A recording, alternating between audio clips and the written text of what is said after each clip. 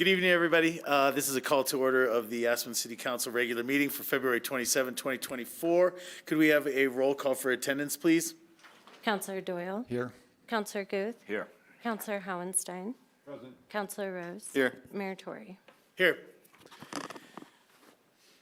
With no scheduled public appearances, that'll bring us right down to citizens' comments and petitions. It's an opportunity to address council on items that are not scheduled for a public hearing this evening. And we do ask that you limit your comments to about 3 minutes so that everybody has a fair and equal opportunity to speak. Are there members of the public that wish to address council this evening? Come on up.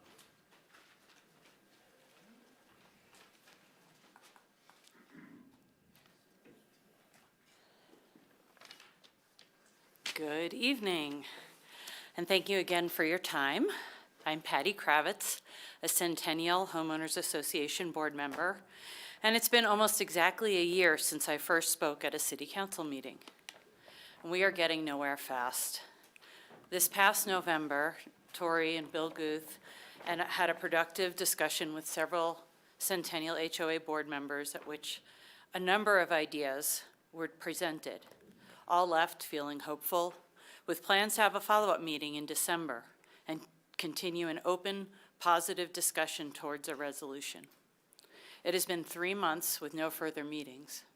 Instead, today we received yet another proposal through our attorneys, which is very similar to a proposal that the homeowners have already rejected. It in no way reflects any of the ideas the board shared at November's meeting. Nothing is being accomplished with this process. Based on the latest contractor estimate, the current proposal would leave the homeowners on the hook for $6 million. We have no way to access that kind of money, which makes this proposal worthless. We have already spent well over $1 million in repairs for problems we are not responsible for. Only actual collaborative discussion will result in a workable resolution. We should be able to communicate with our elected representatives in order to preserve 92 critical units of the affordable housing program.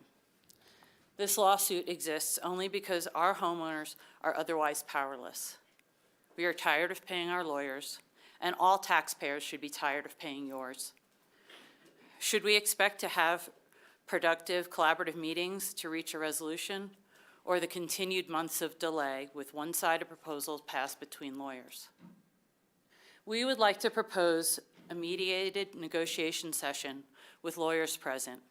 We have been in this process for 15 years and watched the costs of our needed repairs skyrocket because previous meetings between the HOA board members and city staff have yielded no resolution. All the while, legal costs continue to grow as well. We deserve better. In November, we proposed several solutions we believe will be acceptable to the taxpayers and current homeowners, but we have yet to have a meaningful discussion with you about them. Can we have our lawyer contact yours to set up a mediated negotiation? Thank you so much. I'm glad that you're aware that you received an updated offer yesterday. I have not spoken with your board president. I don't know if did you guys have a meeting about that offer, or was it just disseminated? It was disseminated. Because our intention is to meet with your board or your board president at least and have the discussions that ensue after an offer like that is made. So I'm glad you're here tonight. That's the intention of getting an offer to you. Yes, it has taken longer than any of us have wanted, but we've been working through a lot of detail with trying to get to something that can even start to address what's going on over there.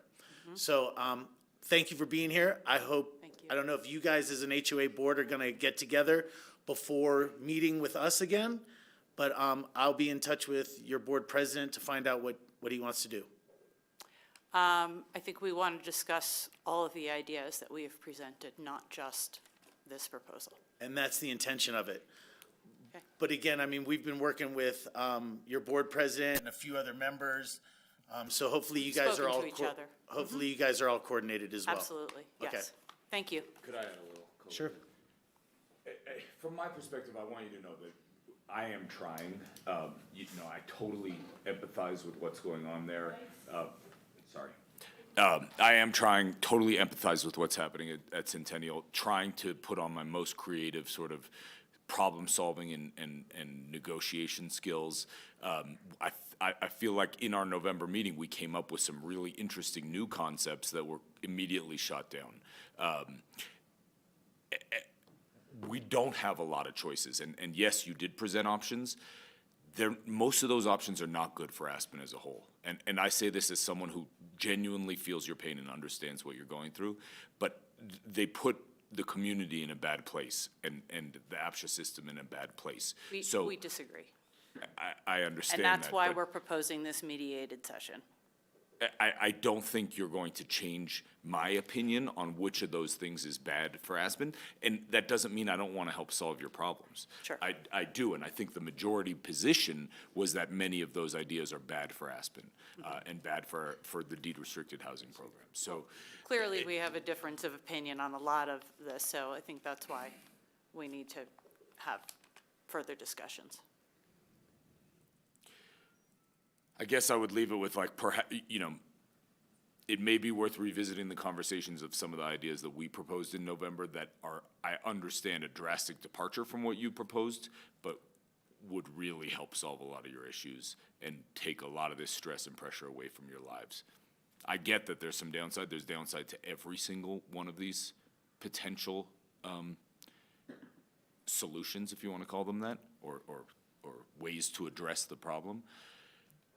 But there's certainly one out there where the city would buy everything from you and relieve all of this pressure and stress that I think And is we a would pretty be, good. we would no longer be homeowner. That idea was so resoundingly rejected with comments that were shared with you from the homeowners. I don't think that's something that we could even discuss with the homeowners again. You made that clear in your letter. Again, you're making a request right now. I'm gonna wait to talk to your board Understand. president, and we'll figure out if He's on the call right now. if a but mediated session is what we're gonna do. So Thank you. All right. Thanks. Thank you.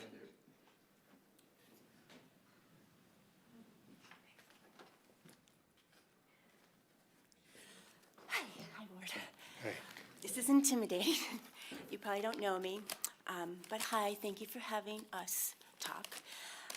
My name is Linda Killian. I've lived at Centennial for 30 years. Yeah, I've been through it, and my place is really nice. I have got new windows because they were all foggy when I moved in, and it cost me a fortune. I regutted the bathrooms, rebuilt the kitchen, despite the fact that I lost my husband in my 40s. I was lucky because I worked a lifetime career as a professional, and I could afford to do all that. But I can't afford to fix the structures. And, God, I'm emotional, sorry. I did meet the builder, and I don't remember his name. Any of you remember his name from Buena Vista? But I talked to him, and, not knowing that I lived in Centennial, he talked about how he worked here and said, I can't believe they're still standing. And he was the builder.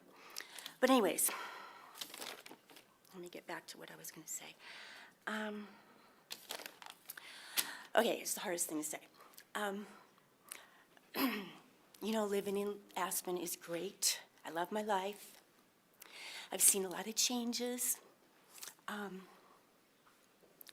And I just feel like we, as a hardworking group of employees, deserve some kind of,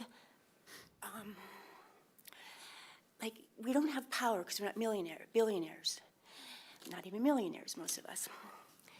But I feel like because of what we do, that we deserve maybe a little more compensation or consideration because we've been serving, like my lifetime career in the healthcare business, and I'm still working. But we've been servants to the community. Thank you. Thank you. Thank you. Other members of the public? Comments this evening? Looking in room? Come on over.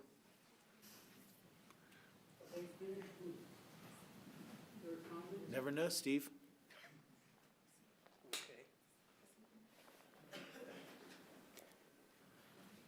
I'm Steve Fallander. We live at 5th and Gillespie Street. I read the article in today's paper about the downtowner. I have no problem with the downtowner. I don't use the downtowner.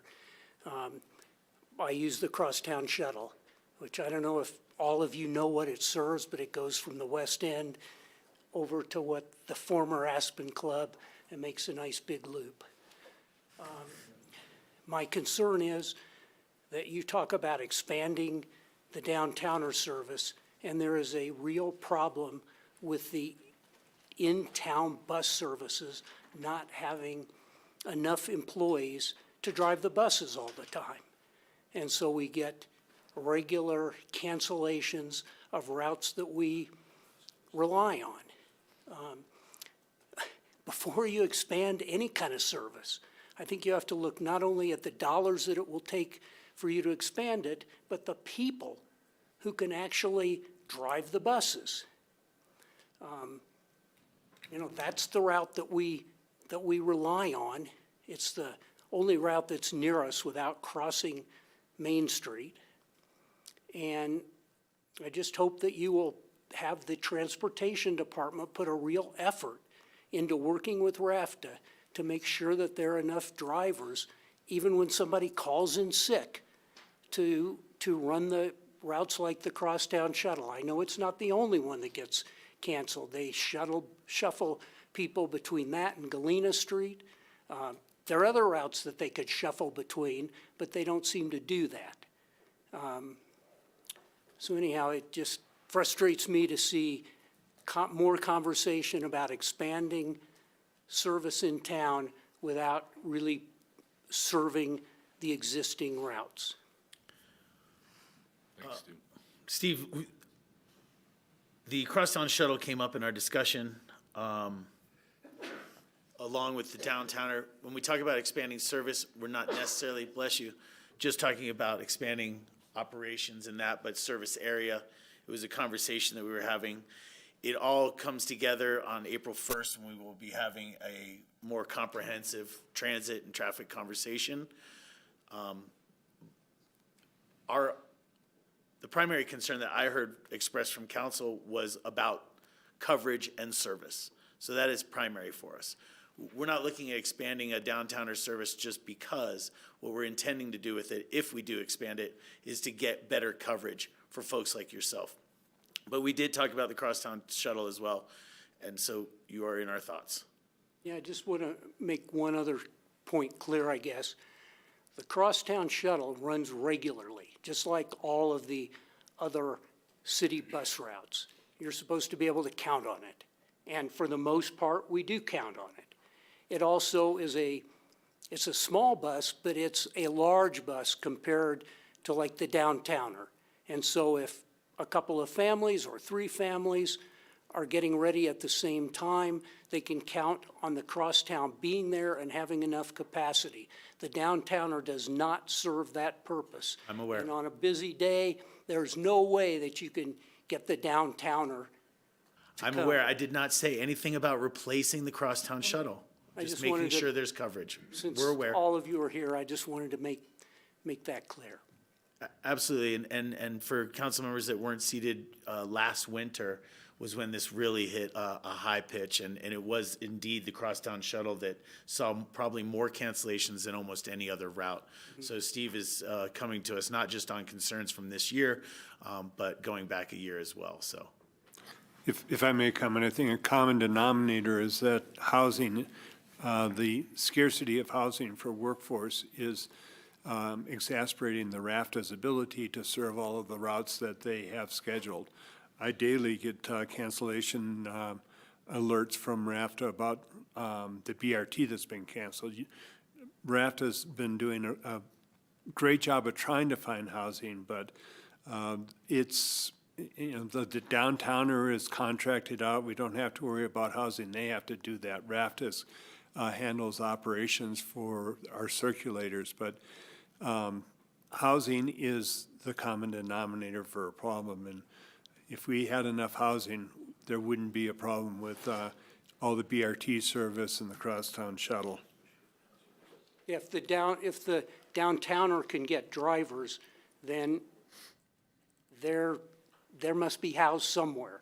And somehow the city is not able to get drivers for some of the other routes. So I appreciate what you're saying. I totally understand the problem with housing, but expanding the downtowner service or even talking about it doesn't make sense in light of what you just said.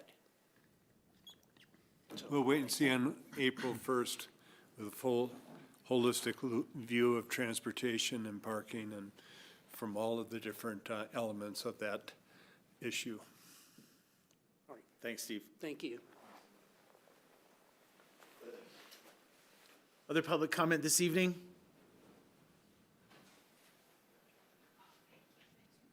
Looking online, I see Chris Bryan.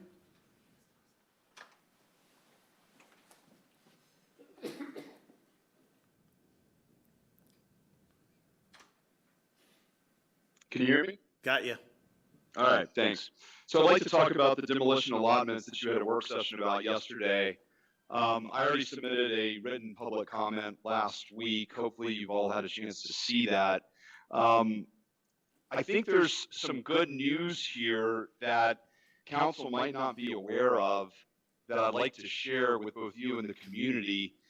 Ordinance 13 of Series 2022, which created this cap, this arbitrary cap of 6 demolition allotments per year plus 2 for people who own consistently for 35 years, hasn't worked. And we've seen the problems with that, with numerous administrative appeals. We've seen numerous lawsuits, some of which are still pending. And you're going to see a slew of new appeals next week after your lottery from last week, where there were 4 winners and 9 losers. So I think this is the time for the council to really understand the facts here. Now, the good thing about Ordinance 13 is not the cap. That has not worked. But it does impose some residential demolition and redevelopment standards that include waste diversion and the Green Halo program of 35%, the embodied carbon reporting of steel and concrete, the participation in the building IQ energy reporting, the building energy performance. As you know, in January of 2023, this council, or its predecessor at least, adopted the 2021 building codes and the energy codes, the IEC and the IBC. Those were not in effect when this 6 allotments per year cap was imposed. Ordinance 13 also did some other good things, like enhance the use of best management practices in stormwater management and urban runoff management plans. Those mechanisms that you already have in Ordinance 13, those are better solutions to the issues that you think that this arbitrary cap of 6 per year is going to target. And it's what I would recommend council do is better dig into what those mechanisms can accomplish. I understand when Ordinance 13 was enacted that you didn't know what was going to work and what might be feasible, and so you had a lot of these things in the same ordinance. It's been apparent to the community, and including to you and the staff, that Ordinance 13's demolition allotment cap itself is not the solution, but these other things in Ordinance 13 are pretty good. Now, I have reached out to Shay Stutzman at Stutzman Gerbaugh's Earth Moving, and I have some statistics to share with you. There are 5 Green Halo projects that company is involved in. At Sopris Creek, their recovery and waste diversion percentage is 84.88%. At Buttermilk, they have a 90% recovery percentage. At Ziegler, they have a 64% recovery percentage. On a Willoughby Way project, there's 97% recovery and waste diversion. And then at Owl Creek, they have an 84%. That's an average of 84.22%, far above the 35% that your Ordinance 13 calls for. Mayor Tory, I heard you yesterday loud and clear at the work session talk about how your goals would be to get there up to 75%. And I'd like this community to know about what the city of Boulder is doing. They require 75% waste diversion, and increasing that requirement has made it such that the city of Boulder, which is much larger than ours, not have to deal with the issues of demolition allotment caps. And in fact, I looked today at the Boulder sustainable deconstruction requirements. Here's what they are. Create a sustainable deconstruction plan prior to applying for a permit to demolish, divert at least 75% of the materials generated, and submit a refundable deconstruction deposit and pay a non-refundable administrative fee. That's it. And they're able to solve some of the problems that you're aiming to solve in a much more efficacious way that doesn't cause a bunch of appeals and lawsuits. What I would recommend and what I would encourage is for the council to schedule another work session. Shay Stutzman and I are happy to attend that if you would have us, and we could kind of talk about in more fulsome detail than these 3 minutes allow how you can solve the problems that Ordinance 13 is aimed at without having the arbitrary caps that have caused a lot of friction among homeowners and the community. I thank you for your time. Thank you so much, Chris.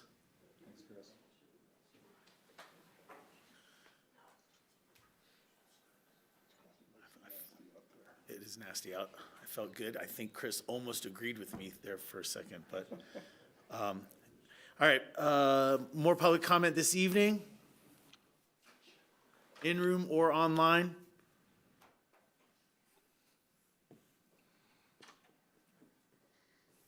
And last call for public comment. All right, I'll bring it back to council tables.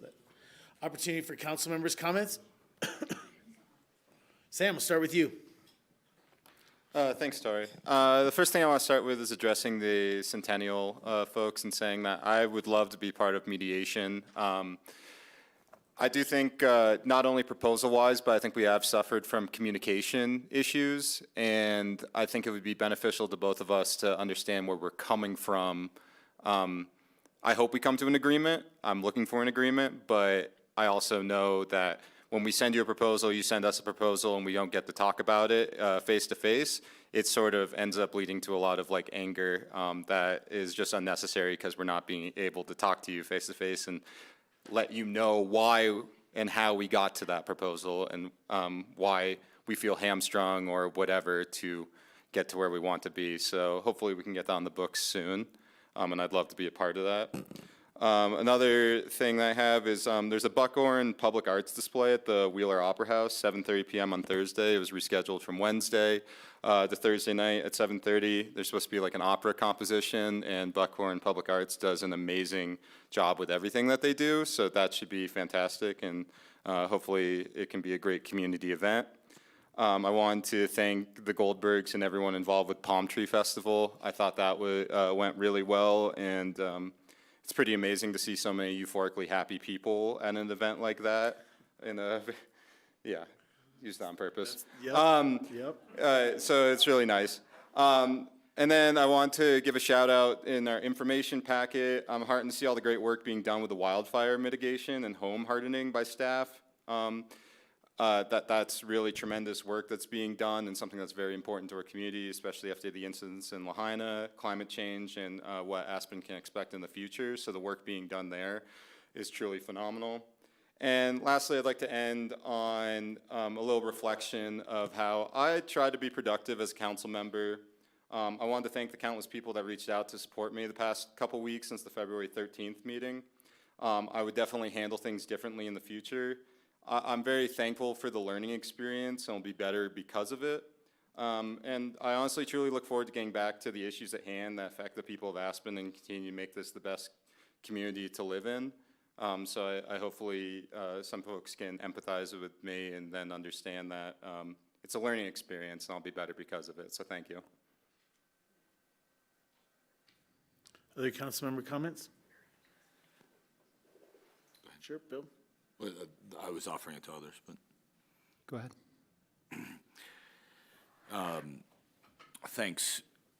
Also want to echo how pleased I am with the Palm Tree Festival. I think it's very energizing for Aspen and our community. I think it was executed incredibly professionally, safely, and was a lot of fun. I attended a lot of it and enjoyed it a lot, so would like to see more of that happening. Both from Palm Tree and others. On a more somber note, I'm growing increasingly concerned about community safety, about behavior by certain individuals in our community that's threatening the peace and safety and quiet enjoyment of our community. We're so fortunate to live in a safe place. I try not to take that for granted, but doesn't mean we should tolerate behavior that we can control. And we've discussed this in our joint meeting with Pickens County recently, but I don't want to lose momentum on this, and I want to continue to provide resources and changes to staff that may be necessary to adapt to this different environment that we are now facing, and not tolerate behavior that doesn't belong in a safe community like ours. So I encourage you all to continue to help us, me and us and staff make progress on that front. Thanks. Thanks, Bill. John? Yeah, just a couple of recent headlines from just the last few days. This is from The Guardian.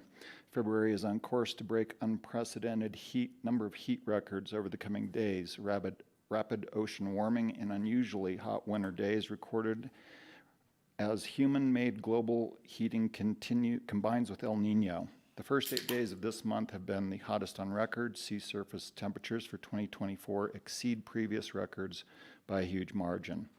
Also from The Guardian, nearly 15% of Americans don't believe climate change is real.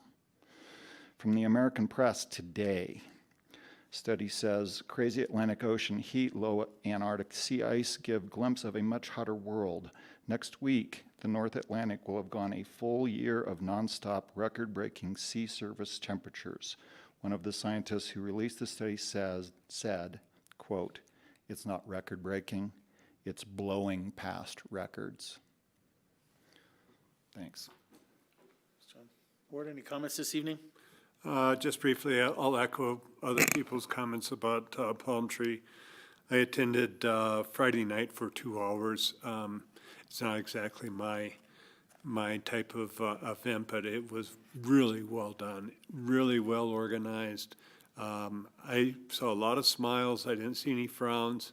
I think it was just so well executed. I look forward to events like that in the future, and I think that we'll see that there probably been some positive economic benefits that we'll see as the data is analyzed. And today's storm might delay us finding out how well it's been cleaned up after the event, but that was one of the concerns for last year, is how Rio Grande Park was left, and we'll see how that works. And I think that I'm optimistic that it's going to be pristine, and that was a great event for the community. I received I commented last night about the downtowner and some of our senior citizens' problems with, as I said, schlepping groceries around, and was contacted by one of our senior citizens that said the VI.A. has a senior shuttle that has taken really good care of her. So like people to be aware of that option for getting groceries and running errands. So the VI.A. senior shuttle.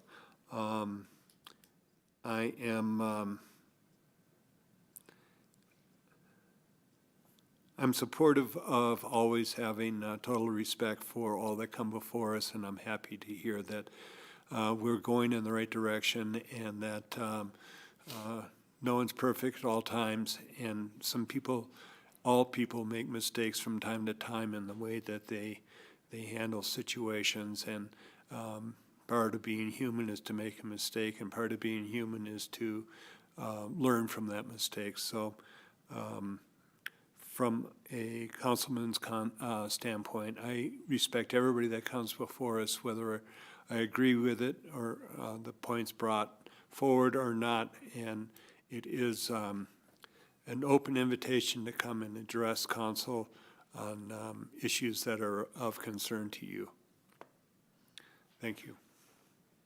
Thanks, Ward. A couple comments from me tonight. One, I wanted to just acknowledge CMC and the industrial kitchen that they've put up out there at their Aspen campus. congratulations are in order, but I think really it's going to be a neat addition for the entire community. I see a lot of different user groups taking advantage of that. I also wanted to just point out that the Aspen Meadows has just changed over their restaurant format. They were Plato's. It is now the West End Social. I just want to encourage people to get out there. You know, remember, Aspen is not that large. One edge of town is not that far away. Get out to the Meadows. It is a great menu, great place to go enjoy yourself. Tomorrow night, Legend of Oz. This is the last Radical Wednesday for the Greg Stump, Baron von Stumpy's film series at the ISIS. It starts at 7 or 7:30 tomorrow. They are going to run 2 theaters, I believe, so there still are tickets available. And then, as Sam mentioned, Thursday on the outside of the Wheeler. This is on the outside of the Wheeler. 7:30 to 9:30 is a nighttime, I think it's technically called mapping. It's projection on the outside of the Wheeler. It's going to be really great. The program is about 10 or 15 minutes, and it'll run on somewhat of a loop, 7:30 to 9:30 on Thursday. Check that out. And then this weekend, I don't know if anybody's heard, but World Cup skiing is coming back to Aspen this weekend. We have got a ton of parties going on here. Thursday, it kicks off in Snowmass Village. Friday, Saturday, and Sunday in Aspen, and it is just about all day long. Races starting at 10 a.m., and the party goes on in Wagner Park till about 10 p.m. almost. So get out and enjoy that. Those are my comments this evening. I'm looking for agenda amendments and don't see any. Brings us to city manager's comments tonight. Good evening. I just wanted to bring to the council's attention that the council calendar will be changed for the for the regular meeting of April 9th has been rescheduled for April 16th. So just as you note those dates, because that is not on the initial annual calendar for that move. And secondly, there were pretty hefty info-only memos. So if you've not read them, I highly encourage you to. It's nearly 30 pages of reading, going from some changes we're making to investment advisement services to follow-ups on data collection in housing, wildland fire, as mentioned, and also a rather extensive memo regarding development review services. Thank you. Board reports this evening. Any board updates? John? Yeah, CoA board last week.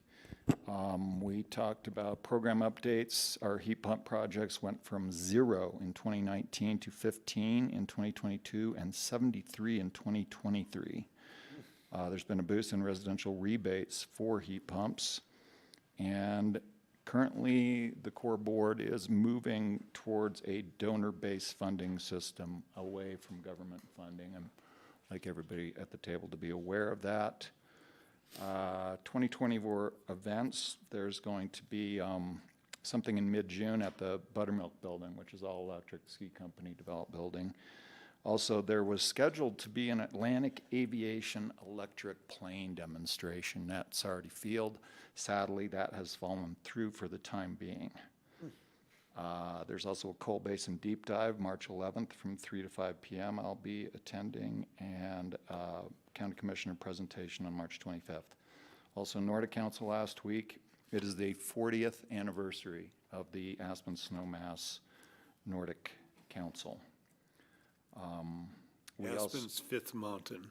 Aspen's fifth mountain. We received a $15,000 donation, which is very significant, and anonymous as well. Well, I shouldn't say that because I'm not sure about that yet. Down Valley Rio Grande Trail is losing snow quickly because of our warm February temperatures. We re-elected John Wilkinson for president, vice president, secretary, and treasurer are all remaining the same. And a RFP for a snow-making system is going to go out soon. Thank you. That's it. Ward? We did have an APSHA meeting. We debated some of the, an appeal that came before APSHA, and gave direction to our staff to draft a reply that would uphold the hearing officer's decision based on the fact that one of the members of the deed restriction was not in compliance. And that was a pretty easy decision to make based solely on the what the deed restriction calls for and what the admitted condition was on one of the occupants. So that was all we really discussed. But there is, we continue to have at Truscott and other places and rural seasonal housing, difficulties getting people to come and service washers and dryers. Those are at Marolt seasonal, evidently they're out of operation, and APSHA is trying desperately to get somebody to come and service them. And I know we've had the same problem at Truscott. So if anybody knows a washer dryer repairman that wants to make a service call, there's business to be had up here. I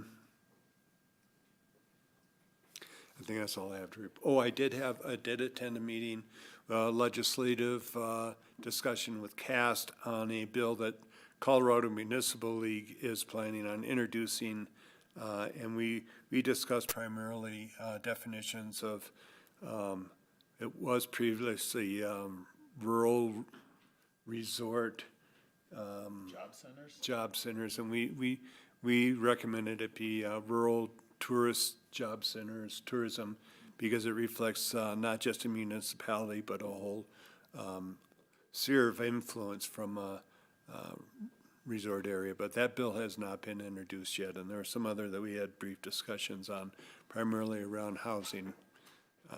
And that's it. Thanks, Ward. Sam? Ward, I just wanted to tell you, in my day job and in my personal life, we use CSC laundry, and I know Bill's familiar with it too. I don't know what they use at Truscott or Merle, but CSC, I believe, services their own machines, so they have that higher level of responsibility for them, and that might be the way to go, so we can give these tenants some reliability with their washer dryers, rather than go to the private sector. Tim, do you have- CSC. What? CSC. CSC? Yeah, I've been in contact with them about putting washer dryers in certain units through my day job, and they ask you a series of questions and have different financial formulas for what they can do for you, but I'm sure it would fit really well in these spots. Can you give me the contact information for that? They already connected with them. Sure, did? staff's got it. We went out to bid with them. it just- They didn't take it. Yeah, Yeah, I don't want to go into detail here. Yep. pattern. Oh, But it might nonetheless. be a different financial model. I don't know why they wouldn't take it, but all right. The ownership of the equipment stays with the fund. Theirs is more of a lease system. So there's better. still a job offering or opening out there for washer dryer I'm not repair. advocating one way or another, but that is the crux of why they are not interested, is it does not fit their profit model the way that the facility currently runs. Might need to change. That is, and I will defer that back to the maintenance teams in the APSHA, who is our property manager for the properties, to have that conversation. Thank you. One quick board update for me. This morning, 8:30 a.m., IX.A met, and the West Mountain Regional Housing Coalition gave a presentation, and member services at IX.A gave a presentation as well. I'll update you more on those in our work session meetings when we do board updates.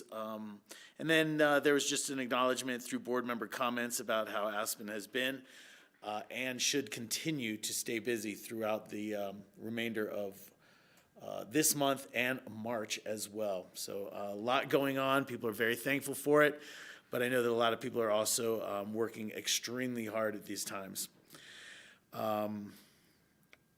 That's the only board report for me this evening. That will bring us to our, Would you like my board report? oh yes, are you still filing one? This is for the Aspen Airport Advisory Board that I'm your appointee on. A couple of things, pretty critical things have happened in the last month with the airport. there was a very in-depth meeting at a staff level with representatives of the FAA.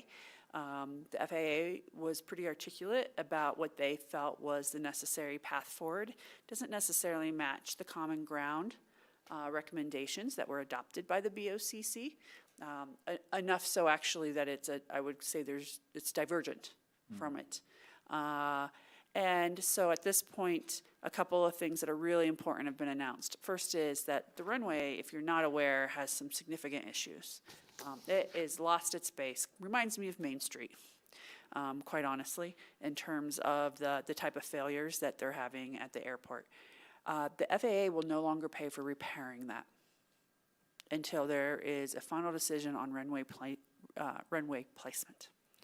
And so with that in mind, the airport will be forced to maintain that runway at its expense to keep the airport operational for both general and commercial aviation until a time that a airport layout plan is approved by the FAA. So really important information with that. The second thing is the Airport Advisory Board will be having a joint meeting with the Board of County Commissioners on March 12th. So I'll be running from that meeting over here for our regular meeting. I expect that meeting will be heavily focused on the discussion around divergent from common ground recommendations. Question. And I saw that, I think it was reported in the newspaper about the FAA stating that they weren't going to do any more runway repairs. Or previous to 30 days ago, what was the arrangement? Did they pay for all repairs at the airport, or like, do we know? Sure, similar to anything we've entered into with the Department of Transportation, whether we don't deal with the FAA, but for example, DOTs, that you must commit to a grant assurance, which is a commitment of how those funds are used and how the space is maintained to ensure the lifespan of the use of that. The runway is failing faster than can meet that lifespan requirement. And so that is why the FAA has indicated they will no longer fund repair work and that the funds will be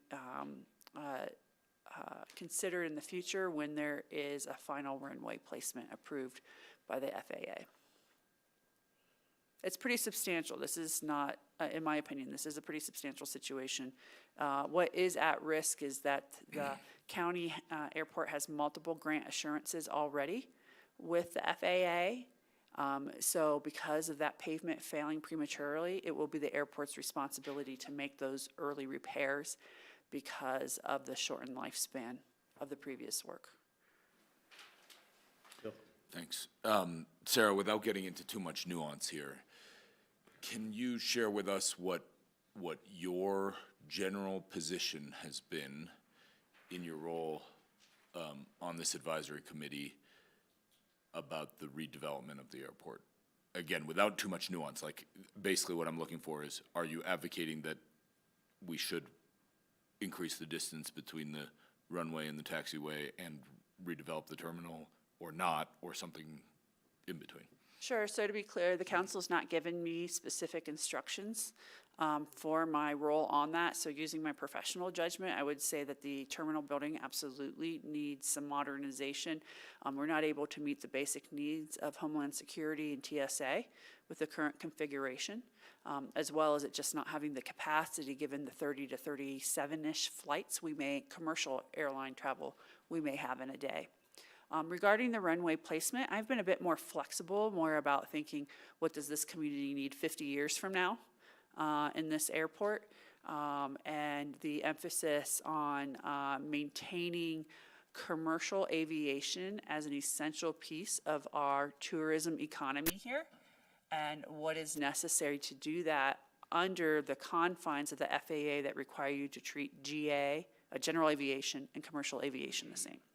So I have been pretty open to hearing the debate and the arguments. I think that there is definitely some nice to haves that maybe shouldn't be, quite frankly, the focus of time until we can get this layout plan to a place where it will be approved by the FAA.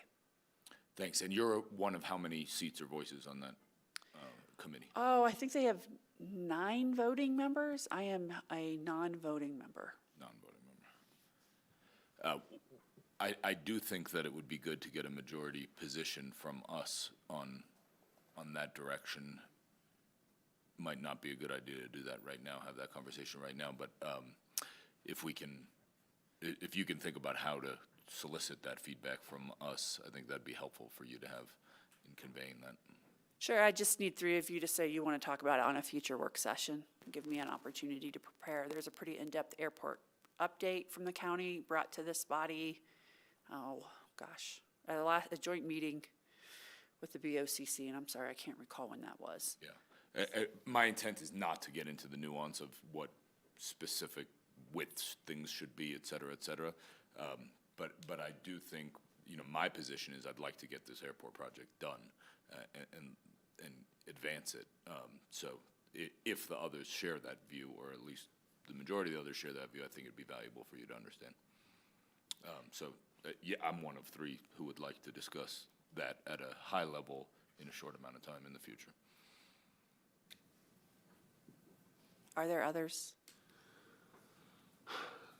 It's an economic driver for the city of Aspen, and I think that it's, would be appropriate for us to have a work session to discuss if we do have a majority view. Sir, is the CRJ 700 still the crux of this? I've always heard that before, that when that's out of service, we're going to be out of luck unless we downgrade the type of aircraft that can come into the airport. So for commercial aviation, that is still the primary aircraft of choice. There's an MBAR, and I'm sorry, I forget its exact number, that has been testing in other mountain towns. ER in 175. Colorado. And so that has, I don't have any data to say it, but I am hopeful.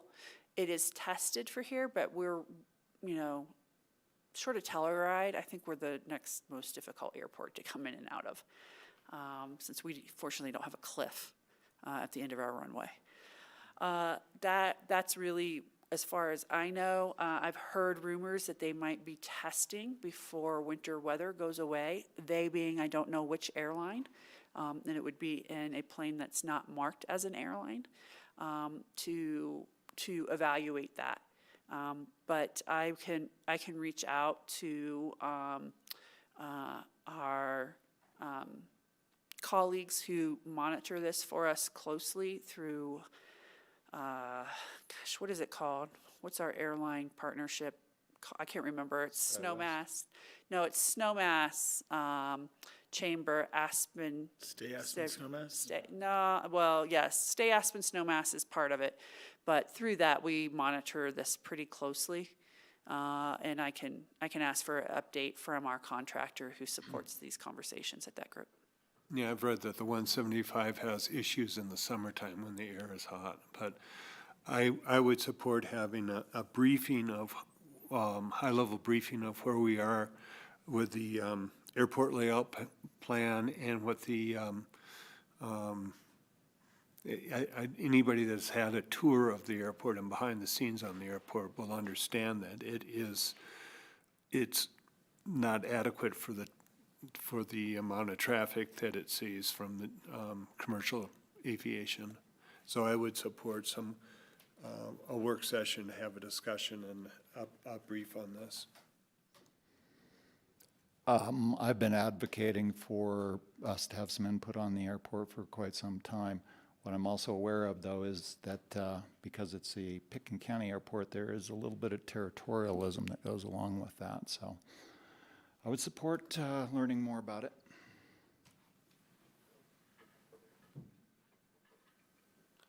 Okay, I hear 3 of you. If the rest of you have any thoughts on particular content, please let me know. Thank you. I would just say, I don't think it's coming sooner, but definitely after March 12th, after the next meeting. So there's. Yeah, I don't think we'll get to it before the end of April. I didn't think so either, but just wanted to make that. And again, from, as the one who was the impetus behind this conversation, I don't want to get into specific details of the airport layout plan. I think that this could be, from my perspective, a relatively short conversation of, do we want to give you direction to share with the rest of this advisory committee that the city of Aspen generally wants X to happen or generally wants Y to happen. That'd be my hope. All right. That is my only board report for you. Good. All right, that will then bring us down to the consent calendar. Consent calendar tonight is resolutions number 20 and 21, series 2024 for the City Market Electric Circuit contract for construction. Resolution number 30, series 2024, quick claim deed, and the draft minutes of February 13th. Does anybody care for an item to be pulled for further discussion? I'll make a motion to approve the consent calendar. I'll second. A motion and a second. Is there any further discussion? Could we have a roll call vote for the consent calendar, please? Counselor Doyle, Yes. Counselor Guth, Yes. Counselor Howenstein, Yes. Counselor Rose, Yes. Mayor Tory. Yes. Thanks, Jody. Easy money. There's a reason consent calendar is first. That'll bring us down to public hearings on tonight's agenda. Our first one is ordinance number 1, Affordable Housing Fee-in-Lieu Annual Update.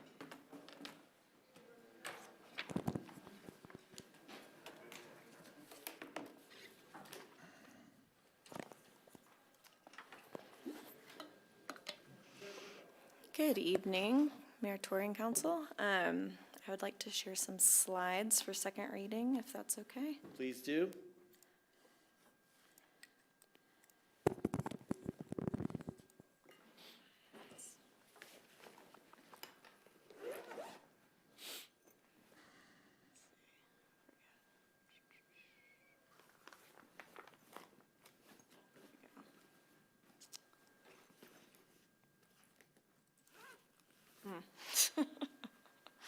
Sorry, give me just a second here.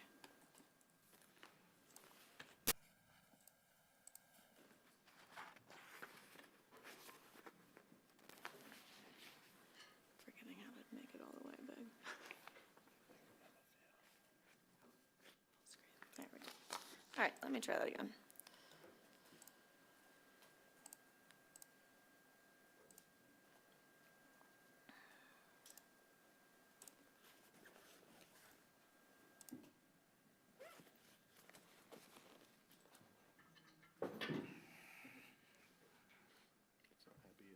Oh my goodness. Sorry, everyone.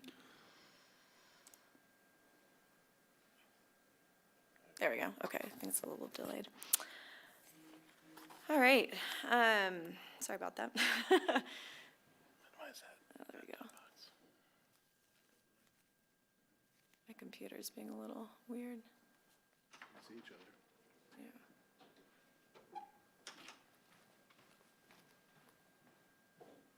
All right, sorry, I'm not sure what's going on, but I'm gonna continue. So we are here for second reading of Ordinance 1, series of 2024, the Affordable Housing Fee-in-Lieu Annual Update. Thank you, Bon. And just to reiterate from first reading, this update reflects the GMQS section Employee Housing Fee-in-Lieu Payment, as seen on this slide, which states that the fee-in-lieu rate shall be updated every 5 years, and during intermediate years, annual updates shall be made using the most recent National Construction Cost Index, or CCI, provided by the Engineering News Record, or ENR. So in response to some of the questions that we heard at first reading, I wanted to provide a better understanding of the fee-in-lieu schedule history. So it was first adopted in 1985, and this was in reflection of adopting GMQS in 1977 as an established tool for affordable housing mitigation. So just an extra tool in the mitigation toolbox. And then in 2015, an updated study and methodology was adopted based on the cost-driven approach. And that is because between 1985 and 2015, it was sort of an arbitrary fee. It was adjusted every once in a while through CPI. 2015 established this cost-driven approach, and it was the difference between the city's total development cost of an affordable housing unit and the deed-restricted sale price or rental revenue stream from that unit. So in 2015, a new schedule was adopted. Subsequently, in 2018, an update, just like what is proposed today, was made using the ENR. And then in 2020, the consultant EPS and Tyson and White was, Tisha Weiss, thank you, was hired for this Phase 1 and Phase 2 affordable housing fee-in-lieu study. And that update subsequently is what was the driving force for today's fee-in-lieu schedule. An Ordinance 14 series of 2022 made updates to the fee-in-lieu, and it increased it by 8.47%. And today's update would increase the amount from Ordinance 14 by 3.9%. And again, the Phase 1 and Phase 2 studies were inclusive more of the soft costs, whereas up until that point, they were basically driven by hard costs. So that included land acquisition, fees, construction costs, things like the planning fees and architectural fees. So this is the current fee-in-lieu methodology, and this chart comes from that Phase 1 and Phase 2 outline, and there's a really nice breakdown within those phases, the phased studies, if you want to look at that further. But again, it accounts for both hard and soft costs based on Aspen-specific land and affordable housing projects that have been completed in the valley and by the city. And this updated fee also ensures the essential nexus and rough proportionality requirements for impact fees. And these have been established through the Nolan and Dolan Supreme Court cases. Those are sort of baseline for impact fees. So the updated study does a much better job of creating those essential nexus and rough proportionality requirements. And again, the current methodology and why we're here today is that it includes that annual increase that captures broad inflation trends rather than city-specific fluctuations based on the CCI. And based on the difference between the most recent update, again, that was May of 2022 from Ordinance 14, and today, the proposed increase would be 3.9%. And this is just a snapshot of the ENR CCI. So this comes down to a $137 difference per square foot since the updated methodology in 2021, and a $40 increase price per square foot since the 2022 updates. And this table was part of the memo. This just represents the category through APSHA, the breakdown between the 2022 fee-in-lieu, so what is currently in the land use code, and what is being recommended today. And again, in general, the annual updates are standard practice for impact fees, and were part of that Phase 2 suggestion for the updated methodology. So staff recommends that council approve Ordinance 1, Series of 2024 on second reading. Again, this is just the annual increase for the fee-in-lieu for affordable housing mitigation. Any questions, council members, at this time? Sam? I was talking to one developer who was kind of questioning whether this was high enough. And I don't know how to phrase it, but is this high enough? Phrased it well. Yeah. I would say that broadly, you know, when we conducted the 2021 study, again, part of that study was doing a new study every 5 years to capture any sort of inflation or trends to reflect what the fee was. At that time, I feel that the study captures, what was appropriate for the city. Council made the decision to adopt it at that time, knowing that the annual adjustment using that index would be part of the increase. So I think that it's appropriate to, look in the next year or two at updating the study. I would be curious to know if it is a big change, but I do think that this annual update, includes that inflation rate change. I don't know if you want to say anything else about the study. I'd add a little bit to that. Peter Fornell made some comments during public comment a few weeks ago about this topic. He and I have had lots of conversations over the years about this discussion.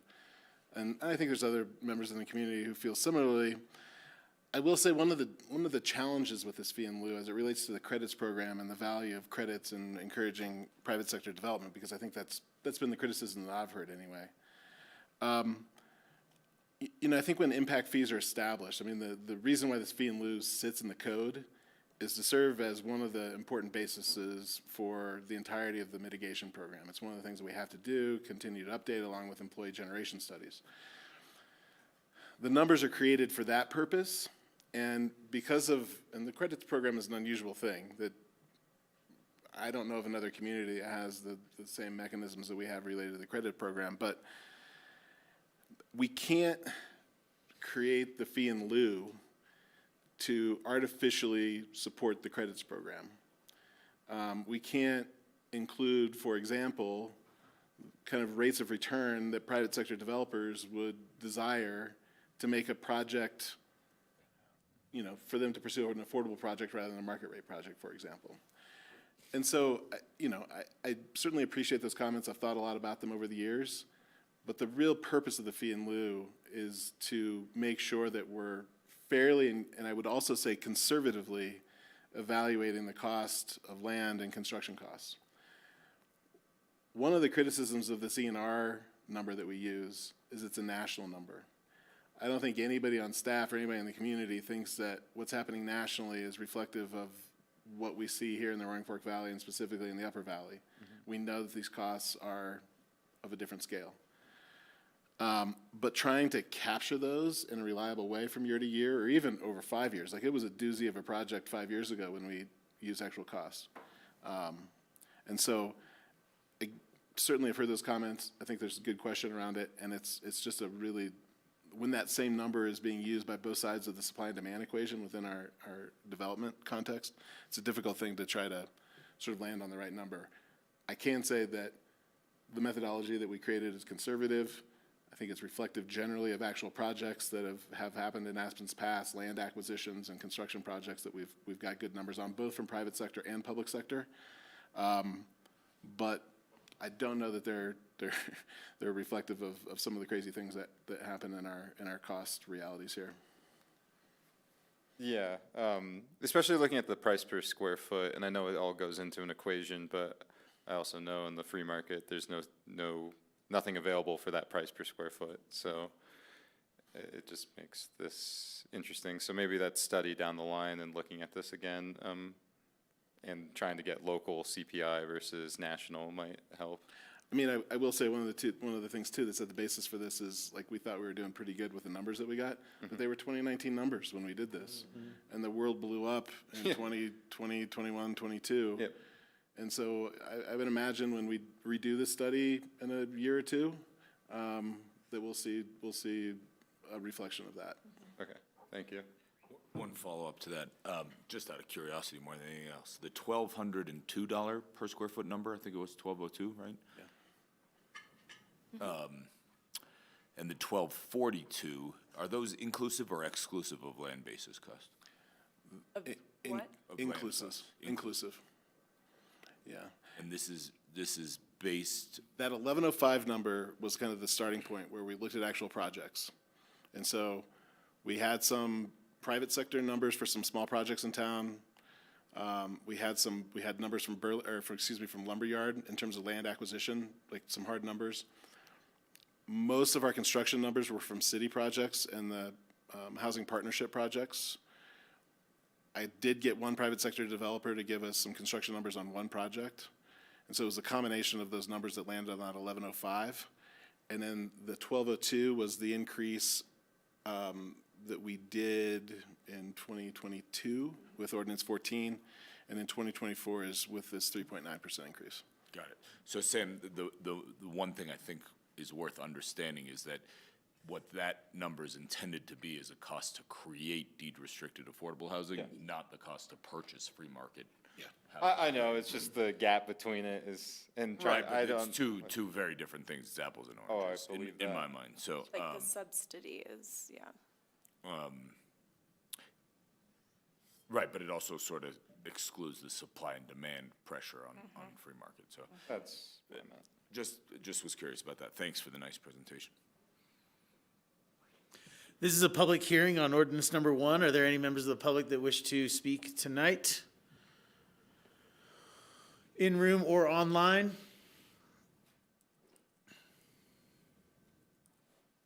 Seeing none, I'll bring it back to council table. Any further questions, comments? I'll make a quick comment. Dovetailing, I've shared it before. I as well, I think that these are low. It doesn't really reflect what it takes to get it done. So I look forward to an update in a year or two. I'll echo that across the board, that these numbers just seem low, and what we could do between now and next time we revisit this is try to get updated numbers on the actual cost of creating workforce housing, and maybe BG3 or lumberyard could be useful in assessing that. But yeah, I think APSHA and the city of Aspen always choose a fee-in-lieu as the last form of mitigation, but, for fractional FTEs, we still have to have that. But I just want it to actually reflect what it's costing. So as we go forward, I would really like to see real numbers. I mean, these are real numbers, but it just, by the seat of the pants, just seems to be really low. Ready for a motion? I'll make a motion to pass ordinance number 1, series of 2024. I'll second. We have a motion and a second. Any further discussion? Can we have a roll call vote, please? Counselor Doyle, Yes. Counselor Guth, Yes. Counselor Howenstein, Yes, Counselor Rose. Yes. Mayor Tory. Yes. Thanks all. Thank you. Thank you. thank you. That'll bring us to ordinance number 2. This is a question about repealing ordinance number 1 of 2014. Mr. Mayor, as you recall, this is brought to council by direction from council to address the status of the Next Generation Advisory Commission.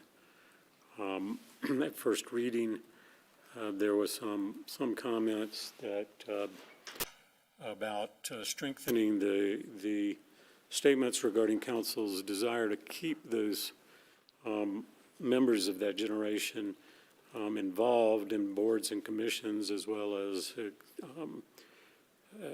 running for office, whether it's locally in the city or county or wherever, so that it's certain as much as possible that the voice of the 18 to 40-year-olds is heard, not just by city council, but by the community as a whole. And I added a whereas clause to the ordinance to try to reflect the intent that council expressed at first reading. Again, this is a resolution or an ordinance amendment or an ordinance that in effect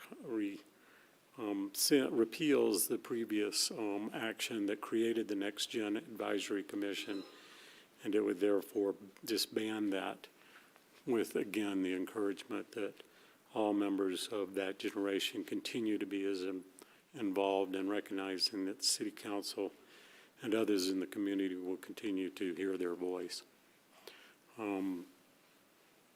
Ms. Henning and I are happy to answer any questions. This is a public hearing, so Thank you. I have nothing further. Council members, comments or questions at this time? Sam? I think you did something similar, Tori. I met with Tyler Wilkinson-Ray, who I think was the president when this is being disbanded, and I just talked to him about how I think this is such a blessing to be able to talk about this informally. I think he can do a really good job of rallying the troops of the 18 to 40-year-old generation and getting us in a room and talking about it. And I told him I'd be happy to go and talk about how civic engagement is best done. Because I think that's the thing that's usually lacking in 18 to 40-year-olds is this Next Gen Advisory Board obviously never ended up doing a good job of letting the council know and the community know what they were like aiming for, and there were many reasons for that.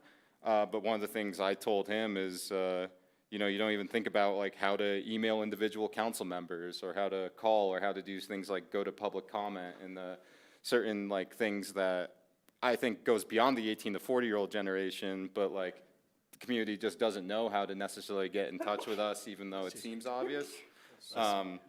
So I think there's a lot of hope for the future of like a board or an informal gathering of young people to discuss these things and move forward in a better way. So this is not a sad occasion to me, but like a momentous occasion to get to the next step of what actually will be productive. So it's a good thing. Thanks, Sam. Other comments this evening? I'd just like to thank Jim for adding that whereas. I think it captures what I was trying to get at perfectly. Good, thank you. I'll wait till after public hearing. Okay. This is a public hearing, so if there's members of the public that wish to speak on ordinance number 2 of 2024, in room or online.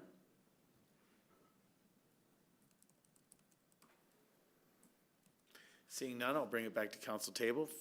Further discussion, Ward?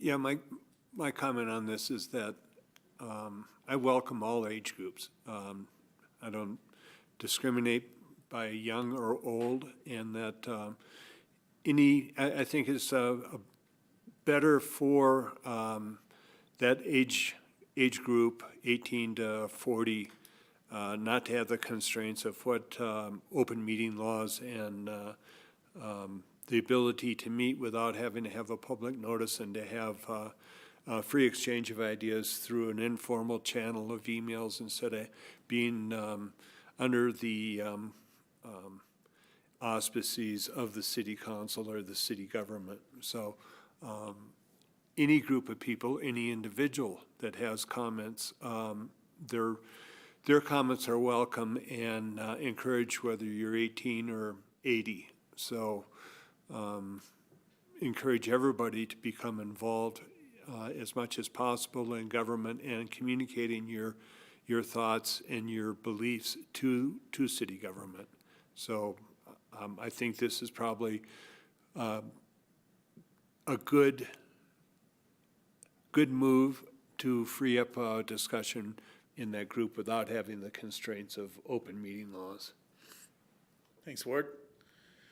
My quick comments this evening are that I am dedicated to continuing to support and facilitate this demographic group, as well as the members that were still on it who are still interested in having a voice and having some input.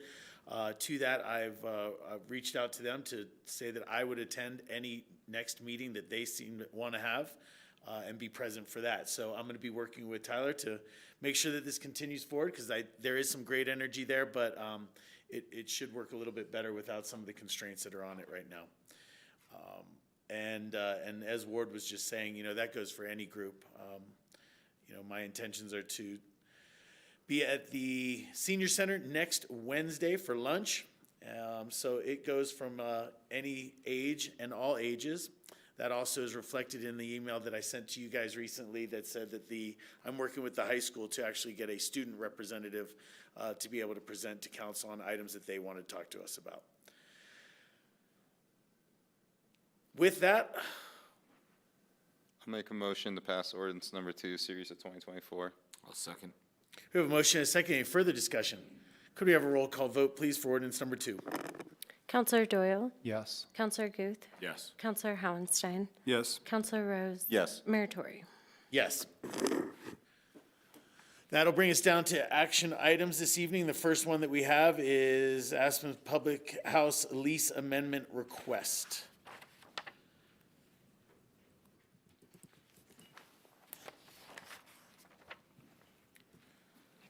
Hi, Bill.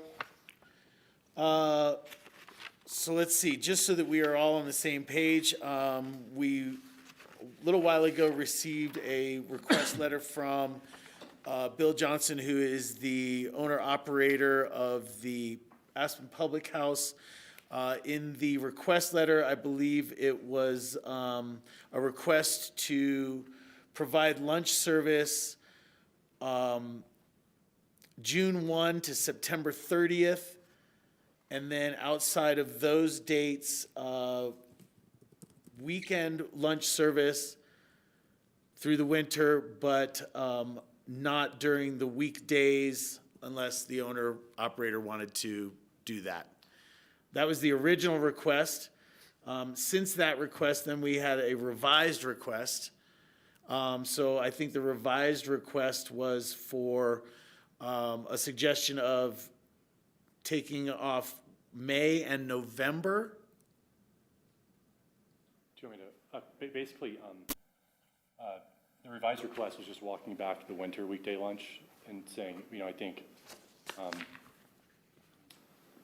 just saying it's like basically December 1st through March 31st, trying to capture the bulk of the peak season of the winter. We could tolerate the risks of doing a weekday lunch. So basically lunch and dinner 7 days a week. December 1st through March 31st, lunch and dinner 7 days a week, June 1st through September 31st. And then the remainder of the season is, we'll still do lunches on the weekends like we always have, but hoping to just not be forced to do weekday lunches, Monday through Friday.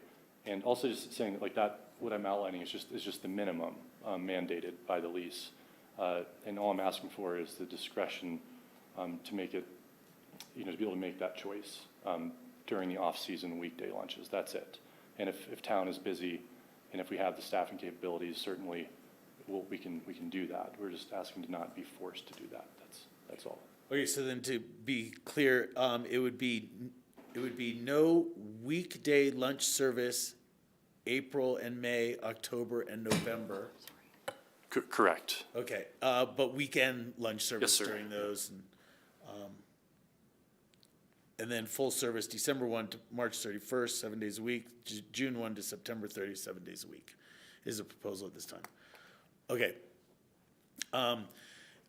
Bill, I got to ask you a couple questions because I need to make public record here. So pardon me while I go through these.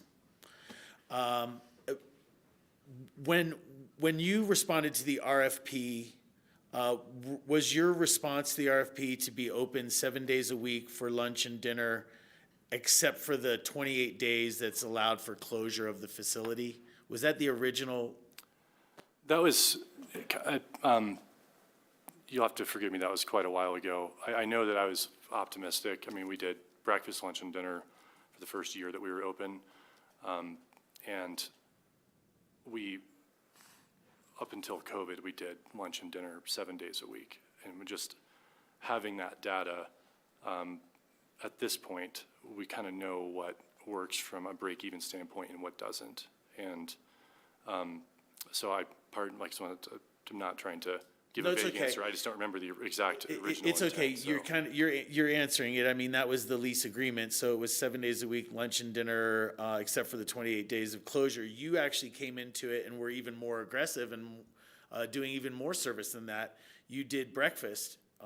You added on breakfast as well. So your original intention was to be open for those hours. You said, when did you stop doing weekday lunches? Basically, our hours of operation were disrupted with the onset of COVID.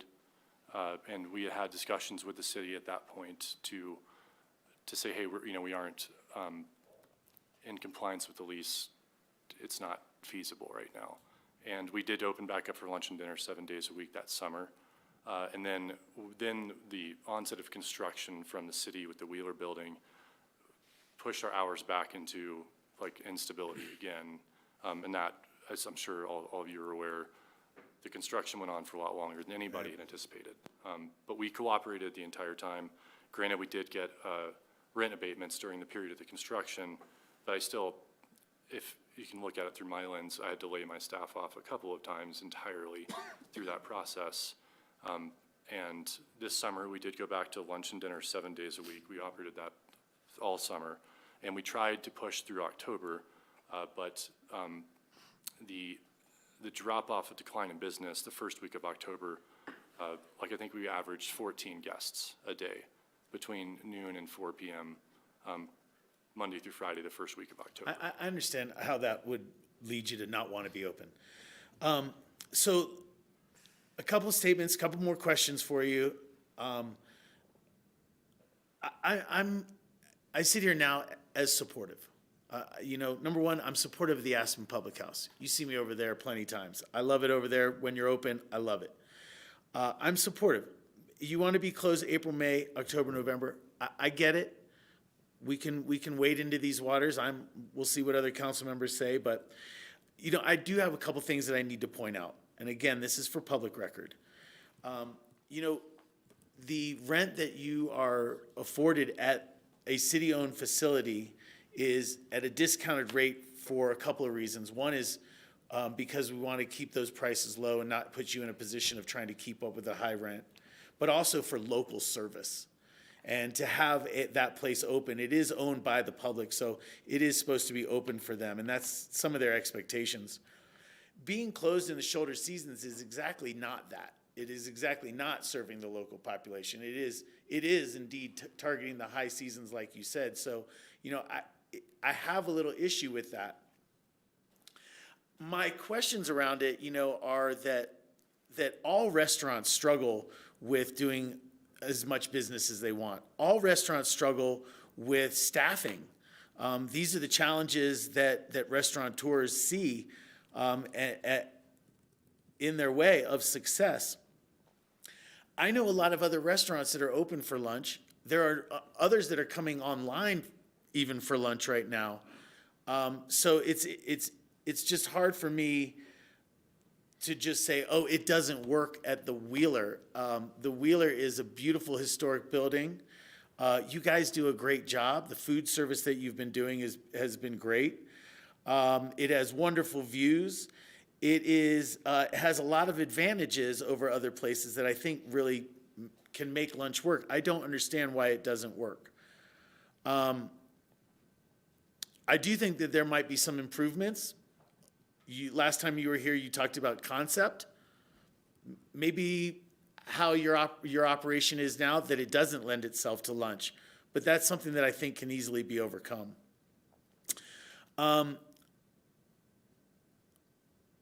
I'm going to ask you a couple tough questions right now. Recently, you came in and you were looking to sell some of the ownership of the Aspen Public House. There's been times where the restaurant has closed at different times than what's stated of its operating hours. I guess my question to you is, do you want to stay operating this establishment? And again, I just say that with respect. You came in to sell half of the business previously, so and you don't have to answer it directly. I just want you to think about it, because if it was something that you didn't want to continue to do, maybe there is a buyout opportunity. So that's a conversation I think that you could have with the city manager or the director of the Wheeler Opera House. But I really just want to know, how can we be, I feel like the city has been a great partner with you.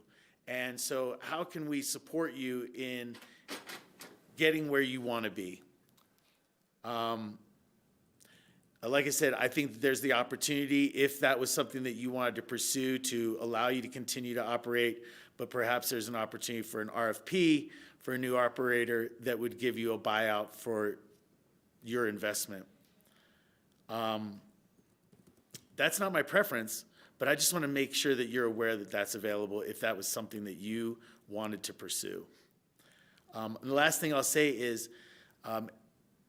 I've had a number of operators talk to me that they would love to take over the lease that you have, that they don't see that there's an operating issue with doing lunches. So I'm in a hard position here as a representative for the community that maybe has some expectations on this space. So those are my comments. I put a couple questions to you that I don't need answers for right now. Like I said, I am supportive of where we're moving or where your request is moved to. I will say that not being open for lunch now, I'm not looking to say that you should start that up for the end of this winter. I don't think that's in your consideration here. I had a meeting with my chef and my general manager on Monday, and I said if we walk away from this council meeting and we're mandated to go back to weekday lunch as soon as possible, immediately, can we do that? And the answer is probably. So. I'm not asking for it. I don't even think that this council should be asking for that. To stand up a lunch operation at this time during the season, I don't think would necessarily be the right move, but maybe others have. Yeah, I guess just putting it out there as if it were to help alleviate. And once again, like when closed during the off season, we're going to be open during the off season, every off season, and we'll be open year round. But we're just talking about the weekday lunches. That's it. I understand, and it's an area that this community has been talking about that is lacking for a long time, and this is a city facility where that hope often lies. So maybe that's some people's expectations. Anyway, that's my thoughts. I'm going to open it up to other council members. Again, I think everybody's clear on what the request is at this time. As Bill just said, the intention is not to start doing weekday lunches immediately. So that would mean still doing weekend lunches as he is, and then starting June 1 would be 7-day-a-week operations. Other comments or questions? Happy to go.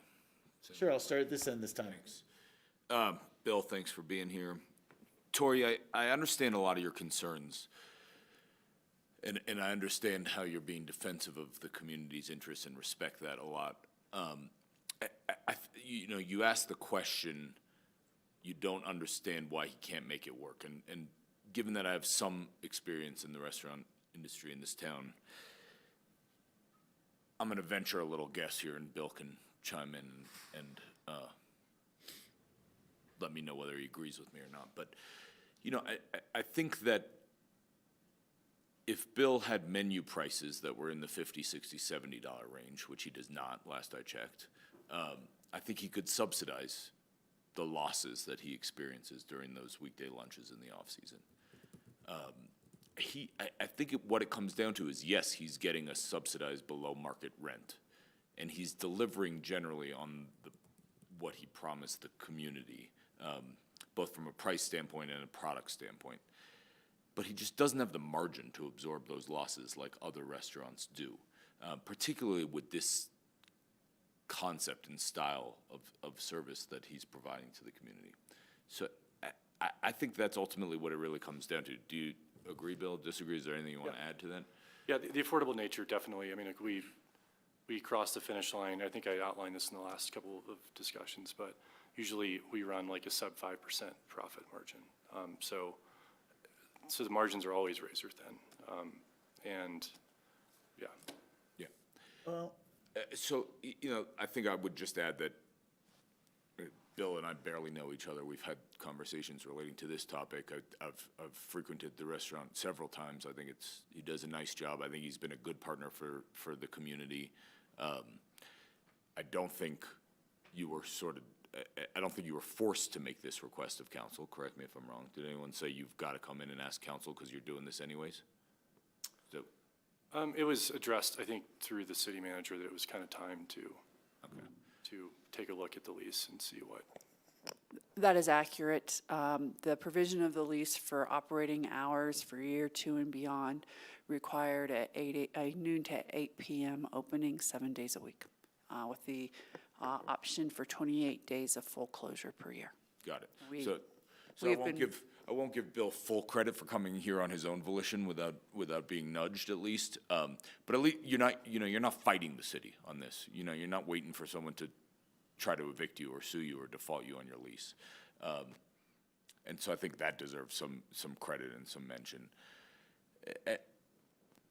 I just think he generally abides by what he promised to do. He generally delivers a good product for Aspen and for our community. He's not dealing drugs out of the kitchen. If you need me to explain that reference to that space, I'm happy to. But Just want to know how you know that. well, at least I don't think he's dealing drugs out of the kitchen. I'm supportive of this request. I don't think it changes the value that's delivered to our community. I appreciate that. I failed to make one other point. His lease terms do also have a provision for,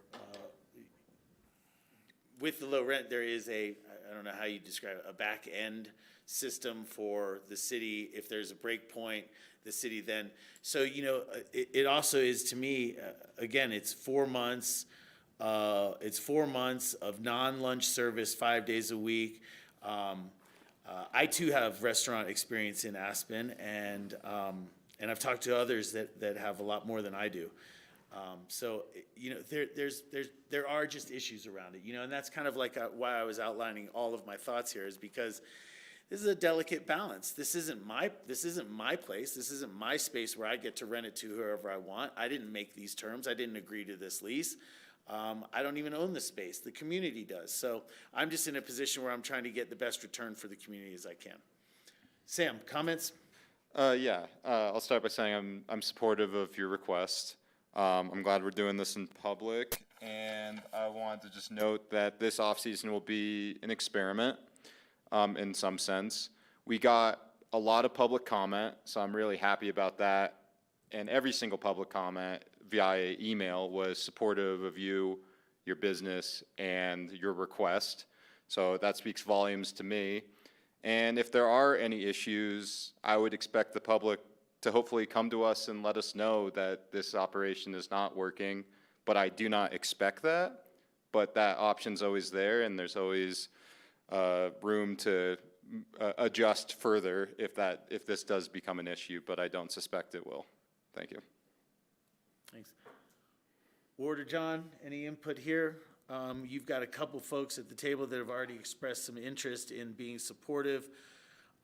Maybe we put a term on it. Maybe it is not for the rest of the lease. Maybe it's for this next year to be revisited with more information after this. But anyway, John? Yeah, I just want to say I appreciate that Bill changed his initial request and is attempting to meet us halfway. I will also mention that I worked in restaurants here in the neighborhood for 10 years earlier in my tenure here in town, and I know a little bit about the restaurant industry. I just, I don't want to be in the business of making suggestions to you, but I also don't understand how other places can make lunch work, and you have that prime location with, an above-ground space, and it's not working. I wonder if, a simple menu with a burger, a chicken sandwich, a salad, and a vegetarian offering would develop a following. I mean, I personally am a little bit tired of the places I eat lunch, and I like to check out places that are serving me lunch. And I see in the local papers, there's a couple new places advertising for lunch. And I can't help but think that if you had developed a lunch following, it would also help your nighttime business. So again, I appreciate you coming in and attempting to meet us halfway. I appreciate that. And going forward, I think the suggestion of looking at this as an experiment, your suggestion as an experiment for the next period of time, I can support that. Okay. Any comments, or you want to start talking about conditions?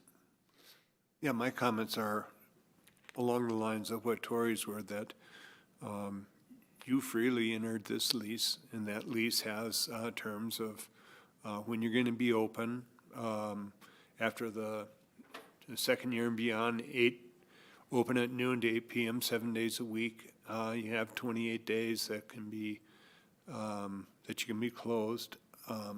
You are, as mentioned, we had a lot of support through emails. Whether that was orchestrated or not is beyond the point, but you have a lot of community support for your business. When I've been in there, I've always enjoyed the food, enjoyed the company, enjoyed the atmosphere. Several times I have gone by there since your first request at lunch in the week, and it's closed, which is in violation of the lease. I think that, you know, we heard comments about you toughed it out through COVID, and you did, and you got a break on lease from 4 through 6 of 2020, and from 7/20 to 12/21, you paid zero rent, and that was a big expense the city gave to your benefit and to help you survive. I think we want you to survive, but and I'm not sitting here trying to tweak your business plan, but the lease does allow you to increase your prices, and it allows you to decrease the menu, I think up to 25% during different seasons. And my question to you is this an all or nothing? Are you open to compromise or to negotiate some of this? I mean, I was hoping that the most recent proposal coming back saying, hey, I can do the 7-day-a-week lunch and dinner, December 1st through March 31st would help be part of the compromise. And there's still uncertainty with the weekday lunch in the winter, but it's like I said, like the financial risks are tolerable.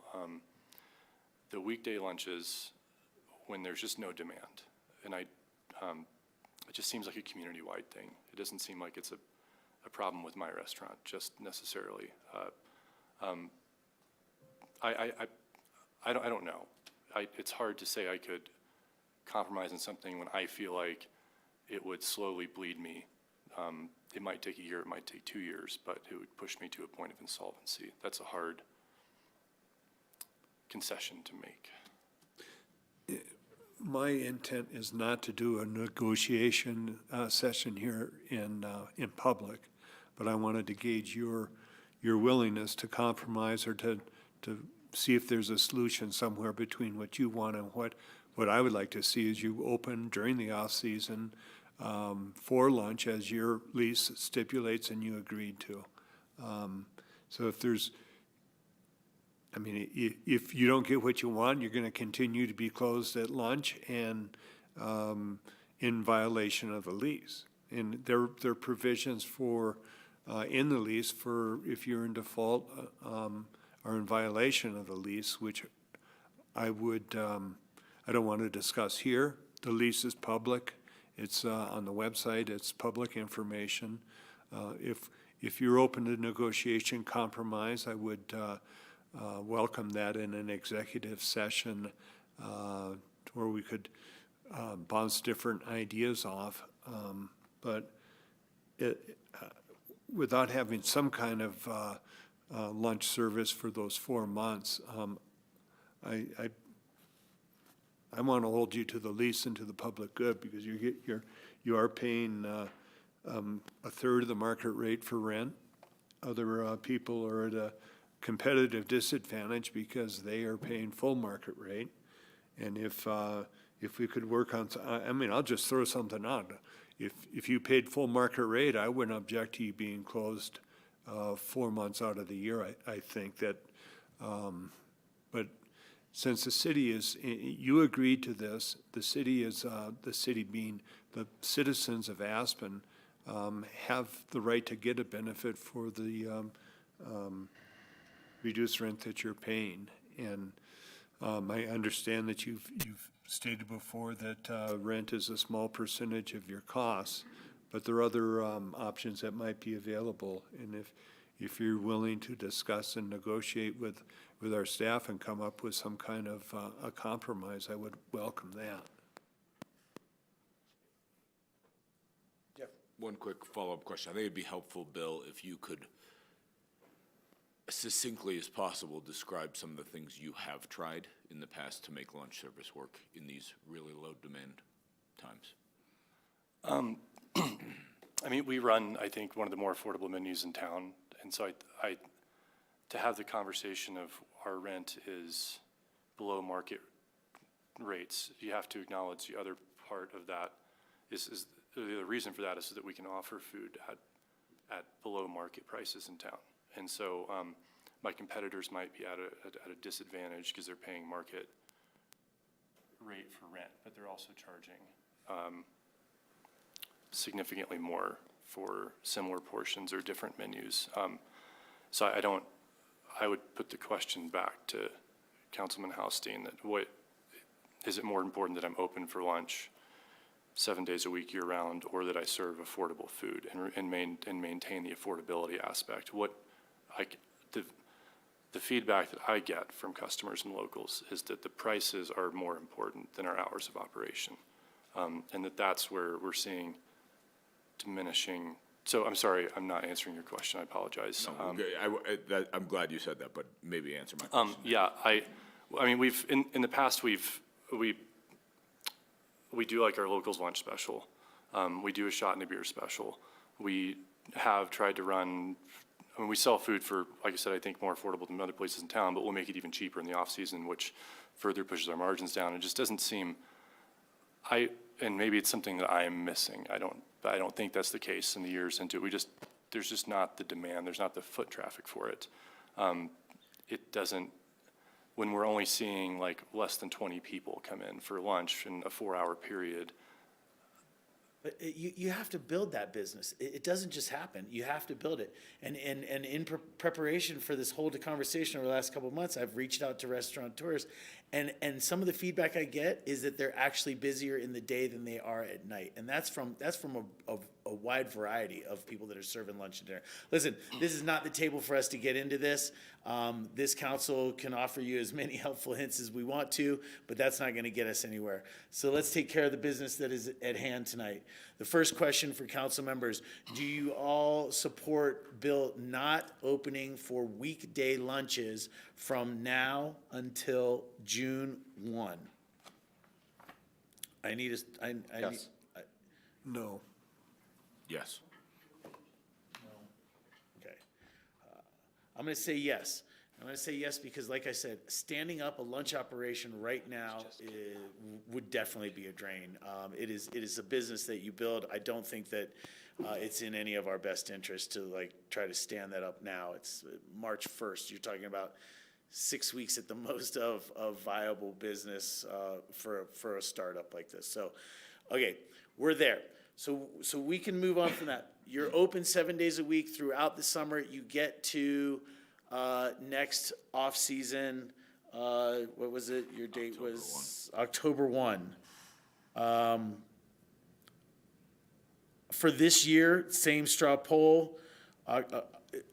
You guys are okay with him not being open for weekday lunches October and November? Yes. Well, again, I'm hopeful that he will find some opportunities on certain weekends to do it. This gives him the flexibility. But to answer your question explicitly, yes. Weekdays. Weekdays. I'm sorry if I misspoke. Yeah, I meant weekdays. Okay, yeah. And he said that if it turns around that he says, hey, this is viable and this is great, he's going to want to do it. So with that being said, okay. Yes. Okay. All right. So again, like I said, I think we should revisit this because it's possible that next year he comes in and he says, you know what?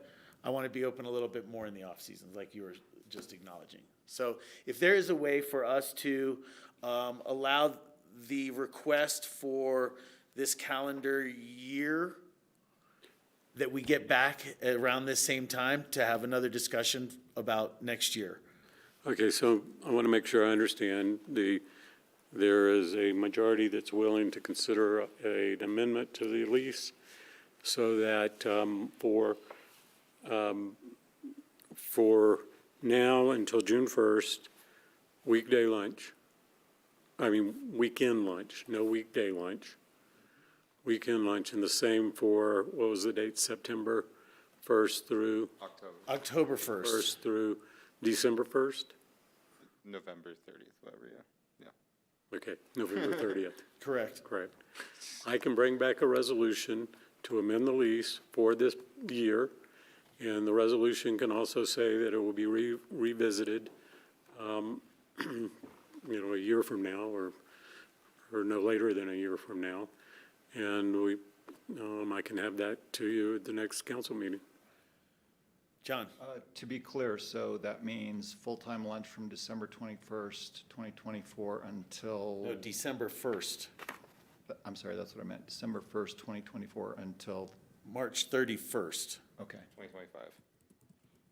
Wanted to be clear on that. Thanks. Yeah, the amendment's only for the timeframes I set. Outside of those timeframes, the lease would be applicable, which is a 7-day a week lunch service.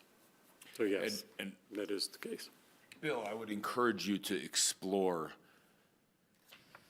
variations on service that might work for you for weekday lunches in the off-season that may not explicitly comply with the lease terms today, but perhaps next year when you come back and have this conversation again, say, listen, we've come up with, or we've tested this, maybe I'm going to oversimplify this, but, a hot dog counter, right? It's not what anyone wants, but some simplified or variation of your normal service model that you think works and complements your business.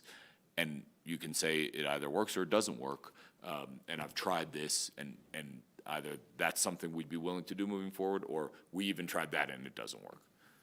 I think that would be a helpful data point for us or whoever's up here to have when we revisit this in a year. I'd like to see a really abbreviated menu during the off-season, but I don't get support on the rest of council for that.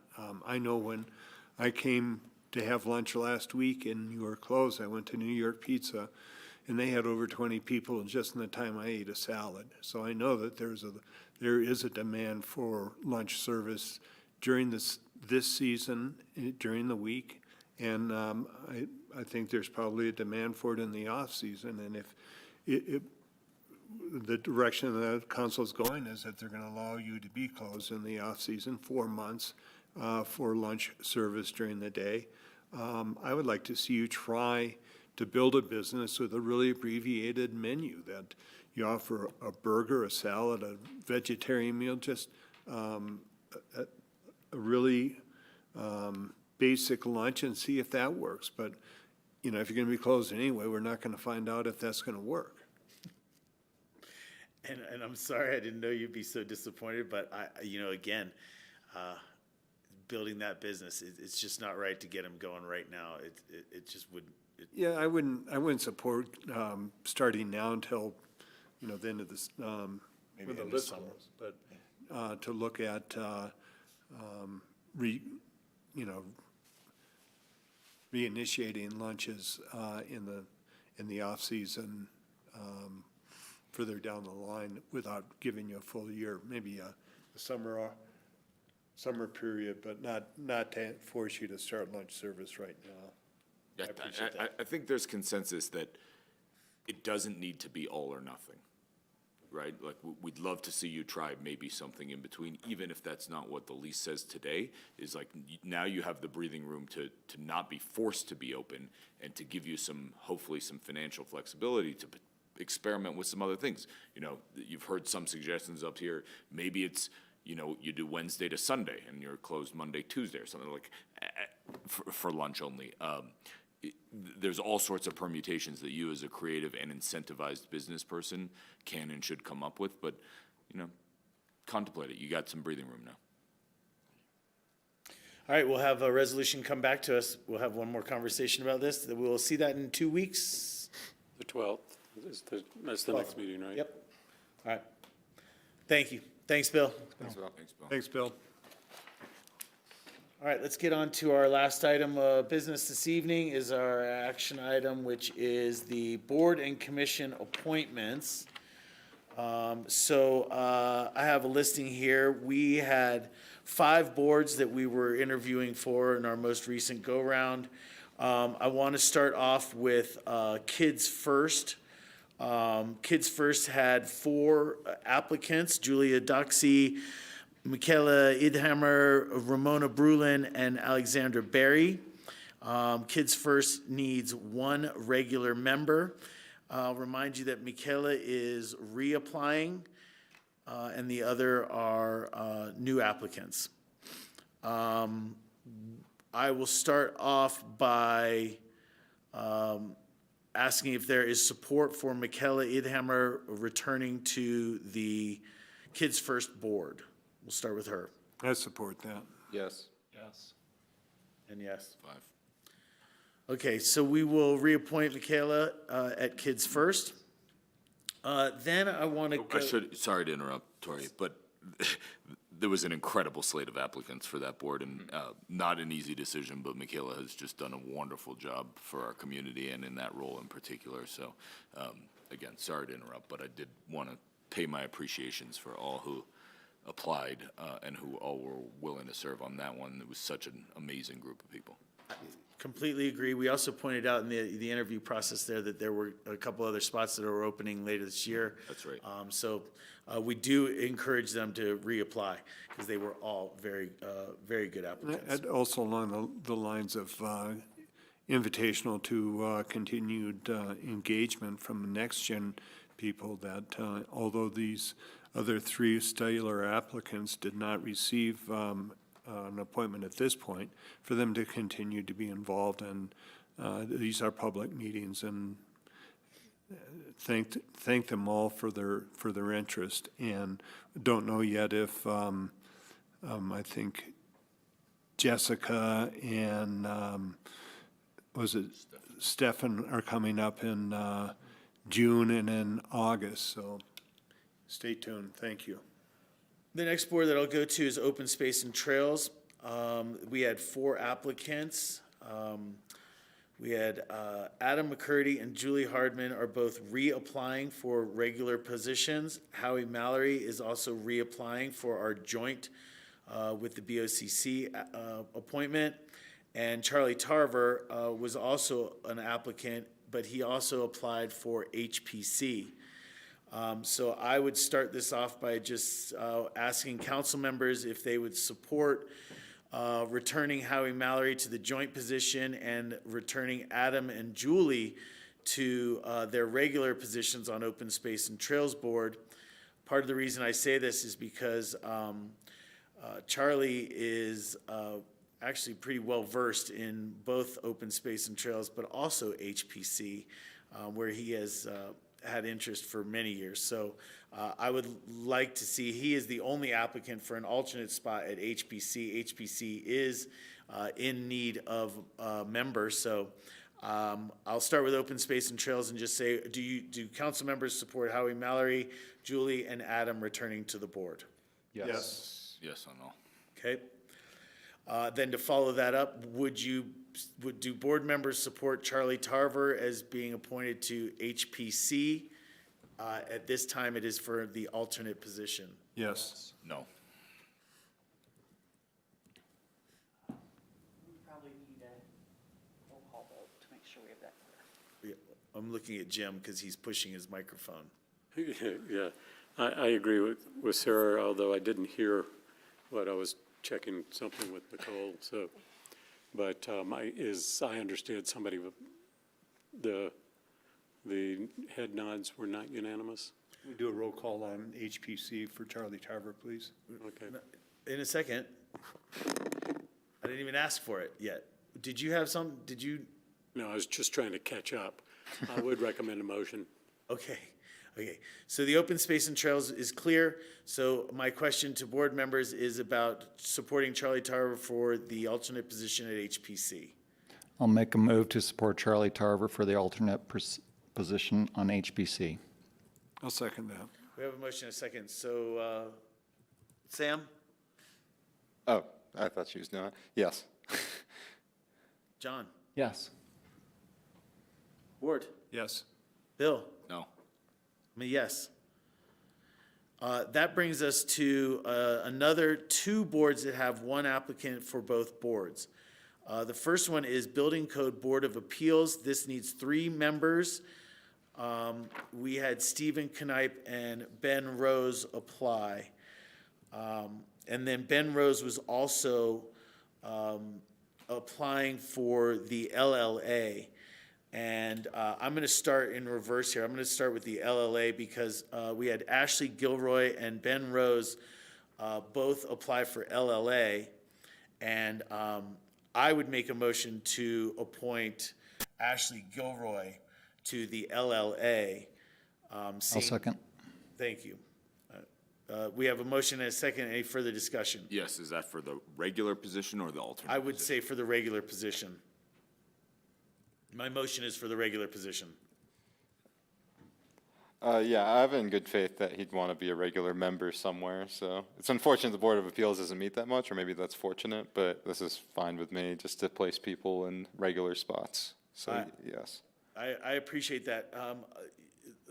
And just to follow up, so there's a couple reasons here. One, I think a little bit of diversity at the LLA board would be a good thing. So bringing Ashley on there, I think, would be a good move for that as an entire board.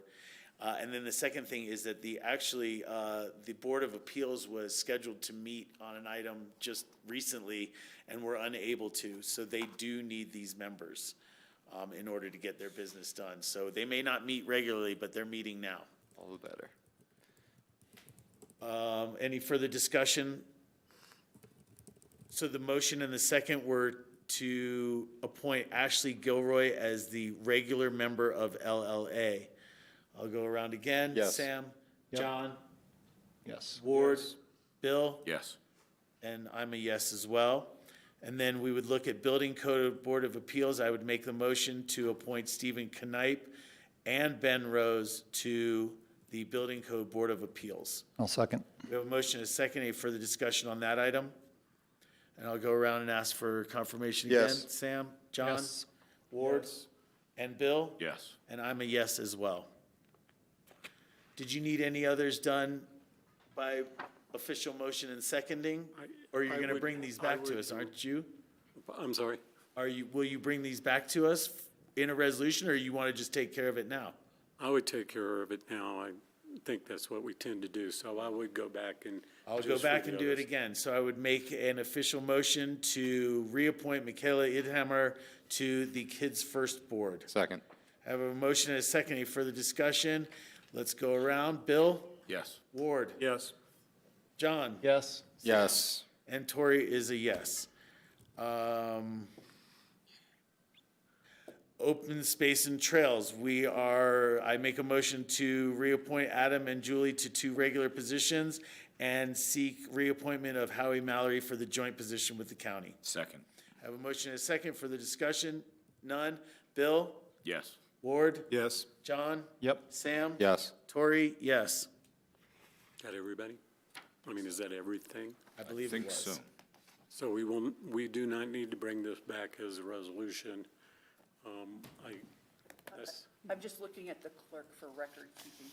We haven't done that in the past, so, yeah. That's when I got behind. I was asking her that question. That's when I got behind. All right, well, that is our last item on our agenda this evening. With that, I could take a motion for adjournment. I'll make a motion to adjourn. Second. We have a motion and a second. Any further discussion? Can we have a roll call vote for adjournment, please? Counselor Doyle? Yes. Counselor Guth? Yes. Counselor Howenstein? Yes. Counselor Rose? Yes. Mayor Tory? Yes.